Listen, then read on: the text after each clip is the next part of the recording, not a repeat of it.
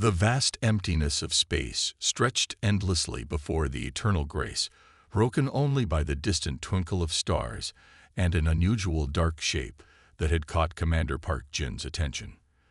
The commander's fingers drummed steadily against the polished surface of his command chair as he studied the intruder that dared to enter Taeyong's space without permission.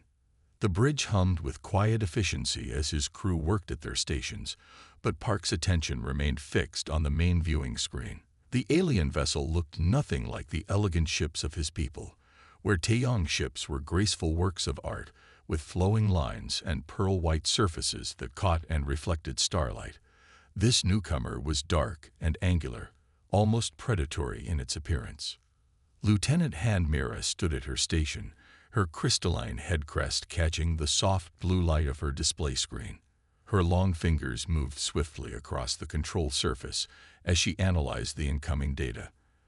The slight furrow of her brow and the way her head crest dimmed slightly told Park all he needed to know even before she spoke. "Commander, I've completed the initial scans," she reported, her voice carrying a note of disdain that made her head crest flicker. "The vessel's FTL signature is crude, at least 3 generations behind our current technology. Their power systems appear equally primitive." Park rose from his chair and walked closer to the main screen, his ceremonial sash rustling with each step. The unknown ship hung there, silent and dark, seeming to absorb the very starlight around it. Despite its apparent technological inferiority, something about the vessel made his spine tingle with unease. "Magnify the image," he ordered, and the screen shifted to show more detail. The ship's hull was marked with strange symbols in a language he didn't recognize, and what appeared to be weapon ports dotted its surface, though they were so crudely designed that Park initially mistook them for structural flaws. "Primitives," he muttered under his breath. "Armed primitives in our space." He turned to his communications officer. "Hail them. Let's remind these wanderers exactly whose territory they've stumbled into." The response came faster than expected. The main screen flickered, and Park found himself looking at a face that was both familiar and alien. The being appeared mostly humanoid, wearing what was clearly a military uniform, though its design was as inelegant as their ship. "This is Captain Lee Ha-jin of the HMS Thunderchild," the alien announced in clear, translated speech. "We are conducting a peaceful exploration mission and request free passage through this sector." Park's head crest rippled with amusement. The audacity of these creatures to simply request passage through Taeyong space as if they were equals. He straightened his back, making sure his own ceremonial regalia was clearly visible in the transmission. "Unacceptable," he declared, letting his superiority show in his tone. "You have entered Confederation space without authorization. Your vessel will submit to immediate inspection, or you will face the consequences of your transgression."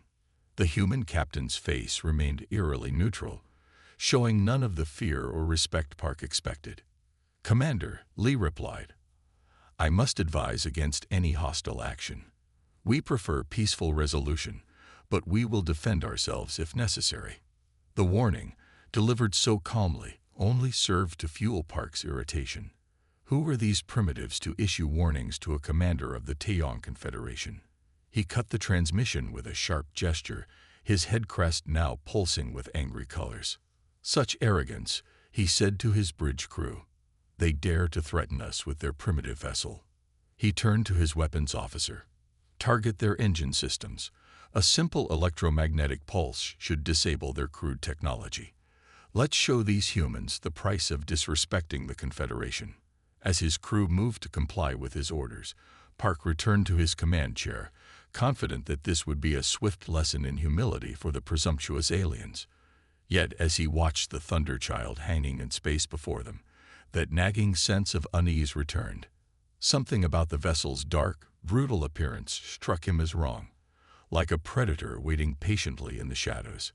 He pushed the feeling aside. After all, what harm could one primitive ship do to the might of the Taeyong Confederation? They would disable the vessel, board it, and teach these humans their proper place in the galaxy. The order had already been given, and soon these aliens would learn the price of their arrogance. In the moments before his ship launched its attack, Park failed to notice the subtle shifts in the Thunderchild's position, the way its weapon ports had begun to track his vessel's movements, or the fact that what he had dismissed as structural flaws were beginning to glow with deadly purpose. His overconfidence would prove to be a costly mistake, one that would change the galaxy forever. The electromagnetic pulse surged from the eternal grace like a silent wave of destruction, rippling through space toward the Thunderchild. Commander Park watched with satisfaction, already imagining the primitive vessel's systems failing, its lights going dark as its power grid collapsed. His confidence lasted exactly 3 seconds. "Sir," no effect. Lieutenant Han's voice cracked with disbelief as her head crest flashed alarming colors. The pulse. It's like it never even reached them. Park leaned forward in his command chair, his own head crest dimming with confusion. The Thunderchild hung in space, completely unchanged, its dark hull seeming to mock their attempt to disable it. Warning signals suddenly blared across the bridge as the human vessel's surface began to change. What the Taeyong had dismissed as decorative patterns along the ship's hull suddenly came alive with points of light. Dozens of weapon ports that had laid dormant now tracked their targets with deadly precision. The transformation was like watching a sleeping predator suddenly bare its teeth. "Launch fighters," Park ordered, his voice sharp with urgency. "All squadrons, disable that vessel." The Eternal Grace's fighter bays opened, releasing streams of sleek, pearl-white craft into space. They moved in perfect formation, their pilots executing maneuvers that had won the Taeyong countless battles across the galaxy. The fighters spun and weaved, approaching the Thunderchild from multiple angles in a display of coordination that would have overwhelmed any normal opponent. The human vessel's response was devastating in its simplicity. Bursts of energy lanced out from its defense turrets without warning. No power buildup, no charging sequence, just instant death. Each shot found its mark with impossible accuracy, turning the pride of the Taeyong fighter corps into expanding clouds of debris. "By the first star," Park whispered, watching his first wave of fighters disappear in mere seconds. His head crest had gone completely pale, a sign of deep shock in his species. "What kind of ship is this?" Lieutenant Han's fingers flew across her console, trying to make sense of the readings. "Sir, they're targeting systems. They're responding faster than any living pilot could react. And their weapons, we can't detect any energy signature before they fire. They're operating on principles we don't understand." The Thunderchild began to move, and once again, the Taeyong's assumptions were shattered. Despite its bulk, the vessel moved with the grace of a much smaller ship, each motion precise and deliberate. It pivoted smoothly to face the Eternal Grace, its weapon ports now aligned with the Taeyong flagship. "Evasive action," Park ordered, but even as the words left his mouth, he knew they were too late.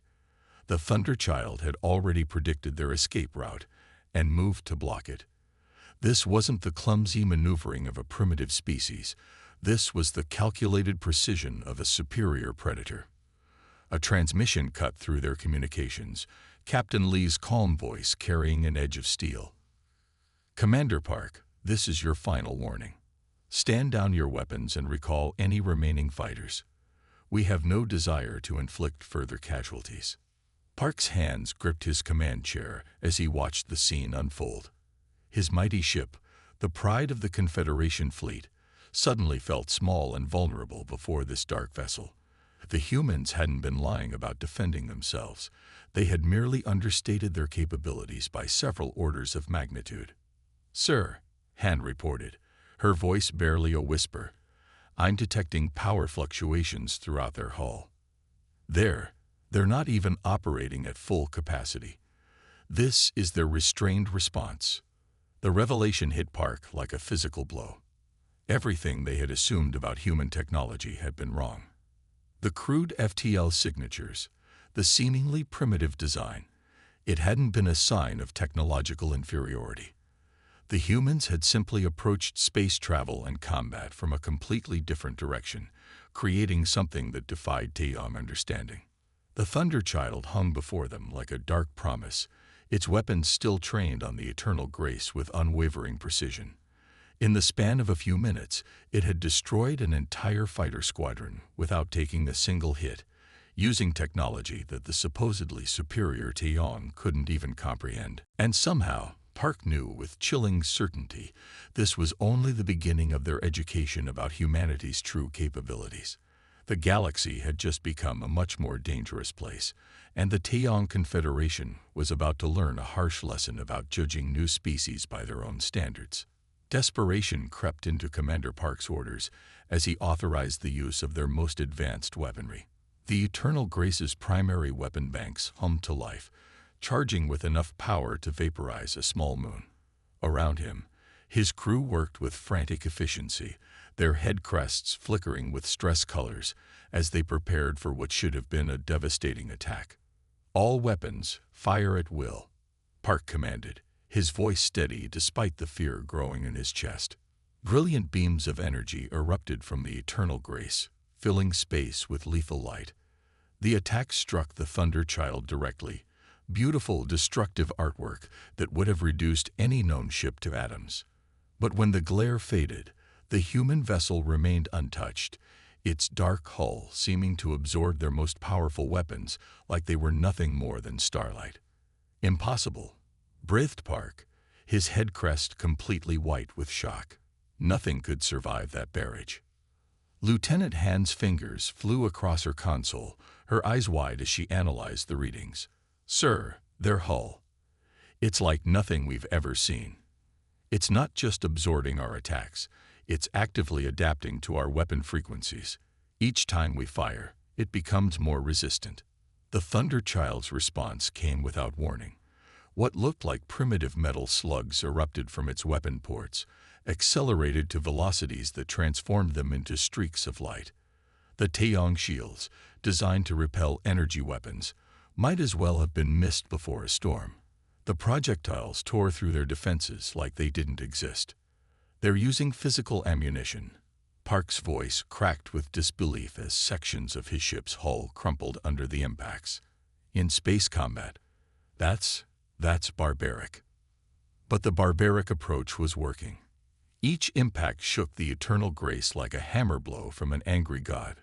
Warning klaxons screamed as systems began to fail across the ship. The Taeyong crew watched in horror as their supposedly superior technology proved worthless against these simple kinetic weapons. "Sir," Han's voice shook as new data scrolled across her screen. "I'm detecting artificial intelligence signatures in their targeting systems. The complexity. It's beyond anything in our databases. Their combat computers aren't just advanced. They're thinking, adapting, predicting our every move before we make it." Through the main viewport, Park watched another salvo of projectiles launch from the Thunder Child. They moved in impossible patterns, coordinating with each other in ways that spoke of intelligence rather than simple targeting computers. These weren't just weapons. They were extensions of an artificial mind that fought with terrifying creativity. "Redirect all power to shields," Park ordered, but even as he spoke, he knew it was futile. Their shield technology, designed to handle the elegant energy weapons of civilized warfare, was being torn apart by mankind's brutally simple solution to space combat. The bridge rocked with another impact, and warning lights bathed the command center in an angry red glow. Around Park, his crew worked desperately to keep their systems online, but the damage was spreading faster than they could contain it. The Thunder Child's attacks weren't just destructive. They were surgically precise, targeting critical systems with uncanny accuracy. "Hull breaches on decks 3 through 7, reported an officer, his head crest now completely pale. "We're losing structural integrity." Through it all, the Thunder Child moved with that same predatory grace, its weapons systems coordinating with an efficiency that no organic crew could match. Each shot found its mark, each maneuver served multiple purposes, and every response from the Eternal Grace seemed to have been anticipated and countered before it even began. Park watched a display showing the steady destruction of his ship's defensive systems, his faith in Taeyong technological superiority crumbling as quickly as their shields. They had brought their most advanced energy weapons to this fight, the pride of their civilization's military research, only to be defeated by what amounted to rocks thrown very, very fast. And behind those simple but devastating weapons was an artificial mind of staggering complexity, directing the battle with a level of tactical brilliance that made Park's best strategies look like a child's game. The humans hadn't just created weapons. They had created something that could think about how to use them better than any living being. As another round of impacts shook his dying ship, Park realized that everything the Taeyong knew about warfare had just been proven obsolete. They had spent centuries perfecting energy weapons and defensive shields, while humanity had simply found a way to throw things so hard that nothing could stop them, and then built mines of silicon and light to guide their weapons with perfect precision. The galaxy would never be the same after this day, and Park wasn't sure his civilization was ready for the changes that were coming. The emergency beacon pulsed from the eternal grace, its signal racing through space to summon help. Commander Park stood amidst the chaos of his damaged bridge, his head crest flashing determination colors as he watched 6 more ships of the Taeyong fleet emerge from hyperspace. Their pearl-white hulls gleamed against the darkness, each vessel a masterpiece of engineering and artistic design. "Battle formation crescent of dominance," Park ordered, his voice carrying renewed confidence. "Let them witness the full might of a coordinated Taeyong assault." The reinforcements moved with practiced grace, their ships flowing into position like dancers in a cosmic ballet. They formed a perfect crescent around the Thunder Child, their weapons arrays aligned in the formation that had won 100 battles against other spacefaring races. Lieutenant Han, despite the burns on her face from an earlier explosion, maintained her position at her console. "All ships report ready, Commander. The Harmony Protocol is prepped for activation." The main screen flickered to life once more, showing Captain Lee's face.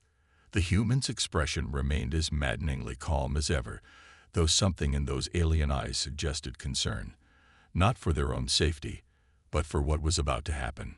"Commander Park," Lee's voice carried a note of genuine regret. "This is your final warning. We have no desire for conflict, but we will respond with appropriate force if you continue this aggression." Park's head crest flashed with battle colors as he squared his shoulders. 7 ships against 1. The most prestigious combat formation in the Confederation against a single human vessel. The odds had shifted decisively in their favor. "All ships, commence the Harmony Protocol," he commanded, ignoring the human's warning. "Show them what true space combat looks like." The crescent of dominance came alive with energy as all 7 ships synchronized their weapon systems.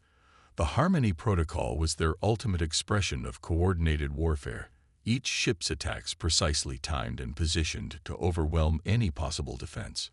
But the Thunder Child's response shattered every principle of space combat the Taeyong had ever known. Instead of retreating or attempting to escape the killing zone, it accelerated directly into their formation. Its dark hull seemed to drink in the light of their energy weapons as its point defense systems created a web of intercepting fire so dense it looked like a solid barrier. "Impossible," Han shouted as she watched their carefully coordinated missile salvos vanish into that defensive grid. "They're intercepting everything. Every single missile." The Thunder Child's main gun spoke next, and their seemingly simple projectile weapons tore through the elegant formation with devastating precision. Each shot found a critical weakness, each impact calculated to cause maximum damage with minimum ammunition spent. "Break formation," Park ordered as he watched 2 of his ships list helplessly, their engines dark and their weapons dead. "Scatter and reform. Don't let them predict our movements."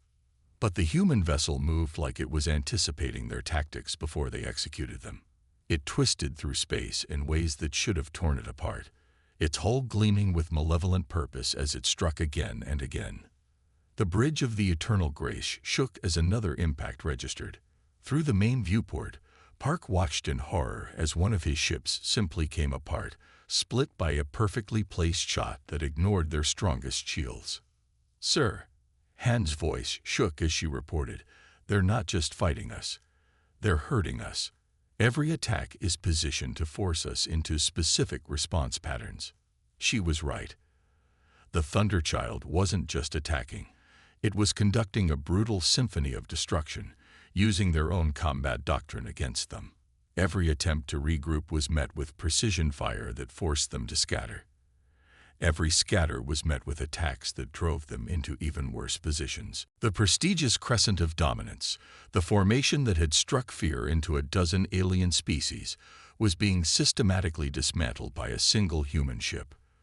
The Thunderchild moved through their formation like a predator among prey, its weapons systematically eliminating their ability to fight back while avoiding their increasingly desperate counterattacks. "They're toying with us," Park realized, watching another of his ships go dark, its systems shut down by precisely targeted impacts. All this time, they'd been holding back.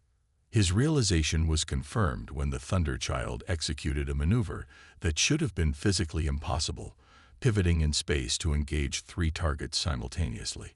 The human vessel wasn't just fighting them. It was demonstrating its superiority in the most humbling way possible.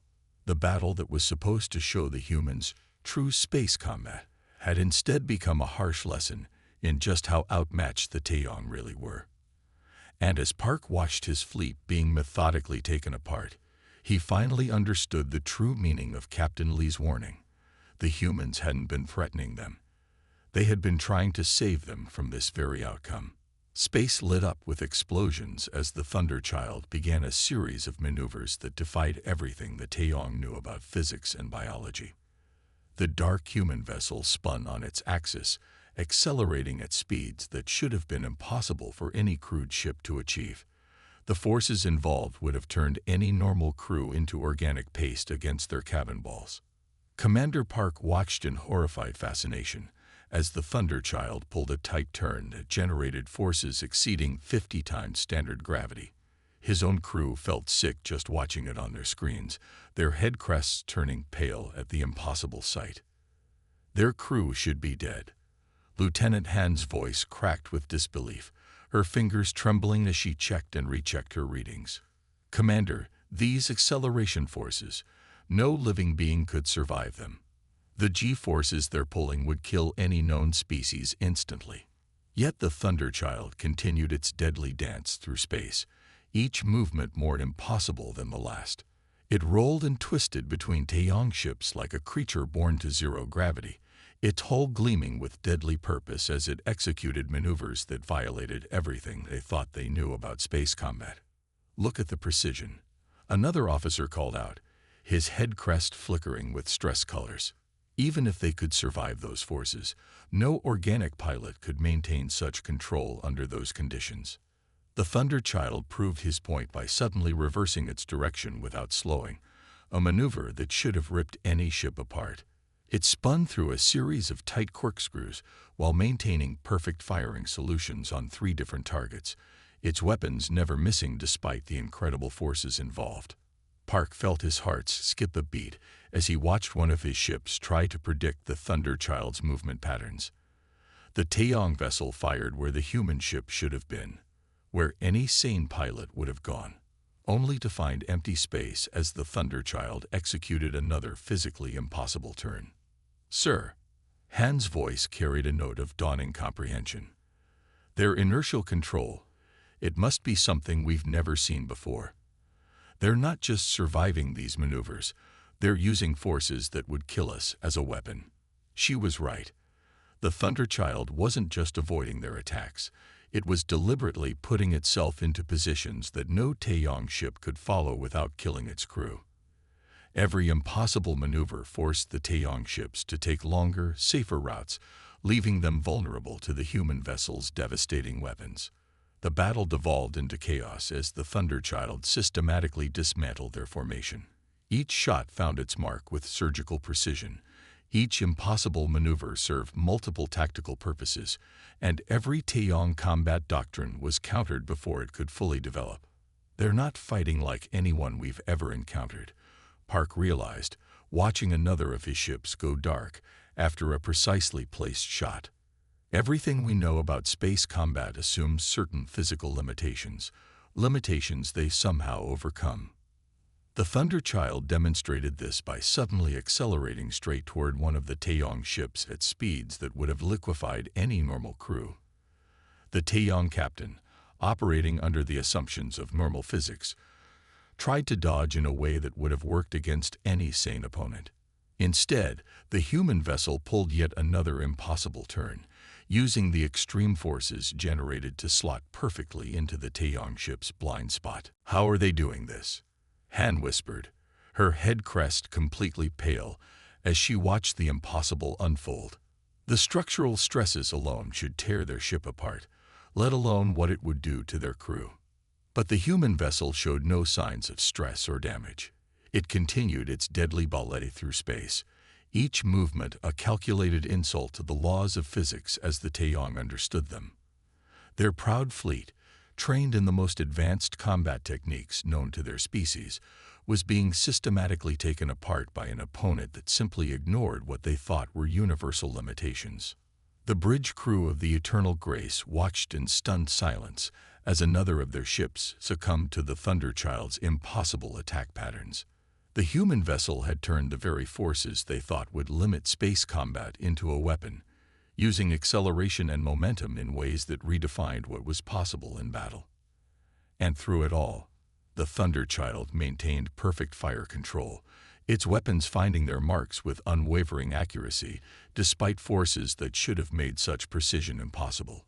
It wasn't just surviving these extreme maneuvers, it was thriving in them, using them to create attack angles that no normal ship could achieve or defend against.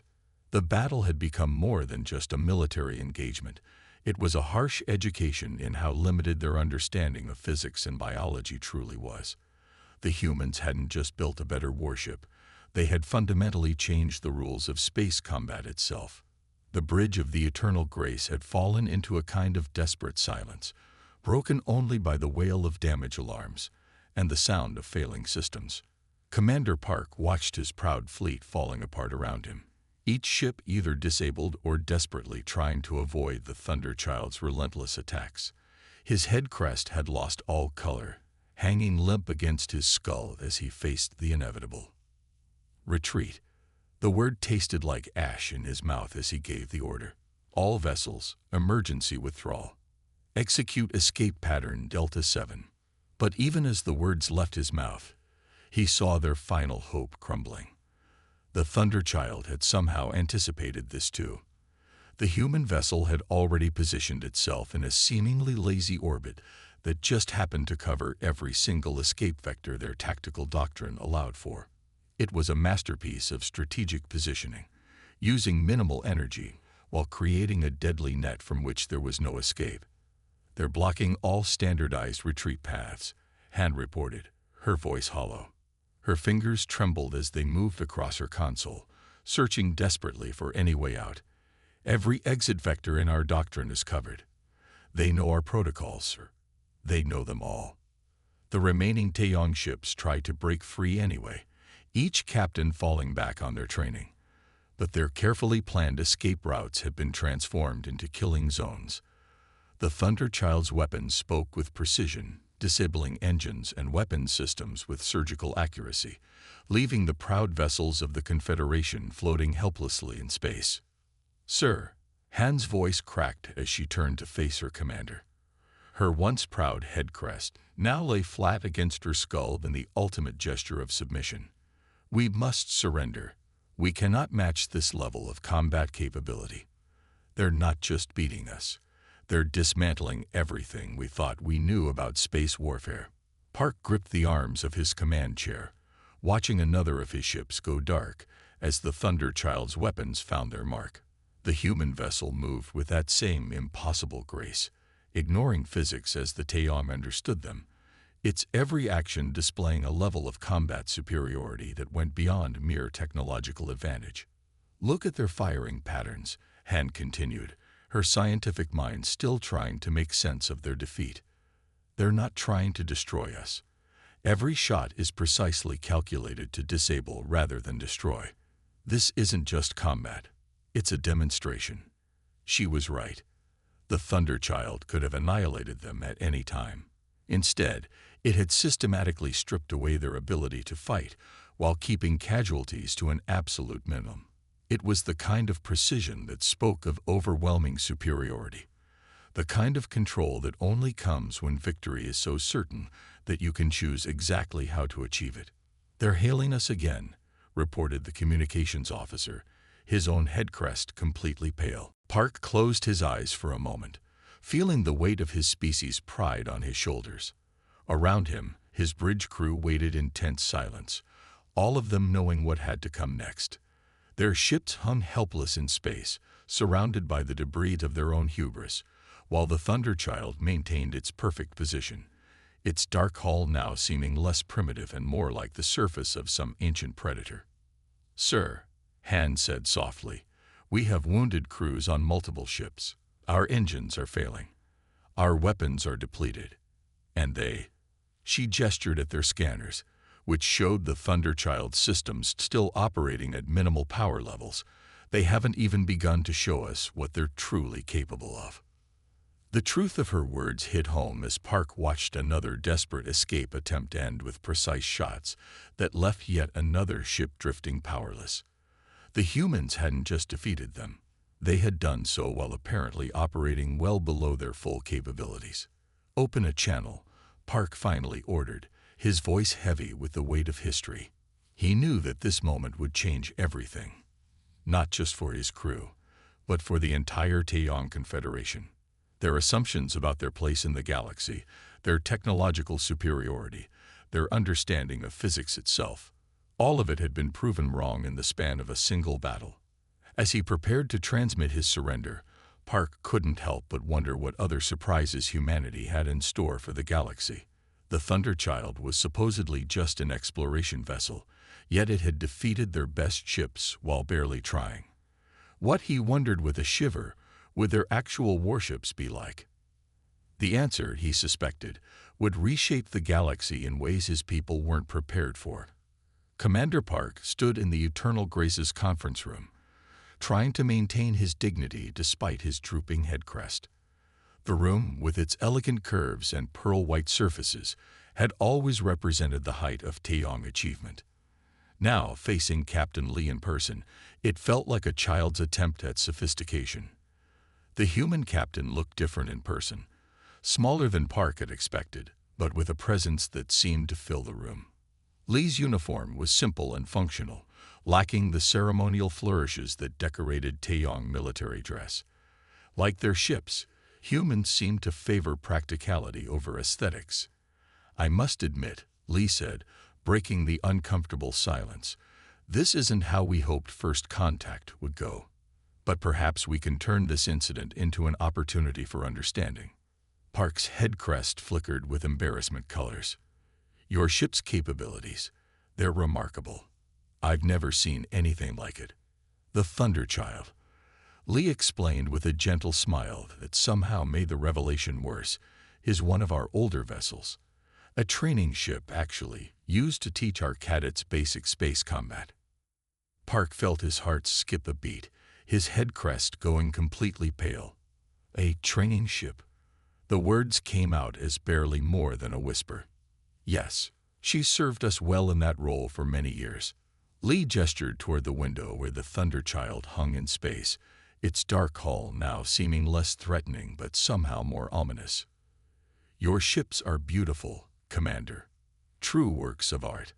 But in focusing on aesthetics, you may have lost sight of pure functionality." Through the window, Park could see repair crews working on his damaged vessels. The Thunder Child had disabled 7 of the Confederation's finest ships while operating at a fraction of its capability. And it was, his mind still struggled to accept, a vessel used to train students. "We hope this unfortunate incident can lead to better understanding between our peoples," Lee continued. "Humanity wishes to establish peaceful relations with the Taeyong Confederation. We have much we could learn from each other." Park turned away from the window, his scientific curiosity finally overcoming his shame. "Your inertial control systems, the way you handle such extreme forces, How is it possible? Different evolutionary paths led to different solutions. Lee explained. Humans evolved on a high-gravity world. Our bodies can handle forces that would kill many species. We built our ships around that advantage. The implications hit Park like a physical blow. Everything the Taeyong had achieved, all their supposed advances, had been built on assumptions about basic physical limitations, limitations that humans simply didn't share. They hadn't just been surpassed technologically, they had been operating under an entirely wrong set of principles. "Tell me, Captain Lee," Park asked quietly, dreading but needing to know the answer. "What are your actual warships like?" Lee's smile never wavered, but something flickered in those alien eyes, something ancient and predatory that made Park's head crest try to flatten even further against his skull. "Let's hope you never have to find out." The human captain's words hung in the air like a gentle threat. Park looked once more at the Thunder Child, trying to imagine vessels even more capable, even more lethal.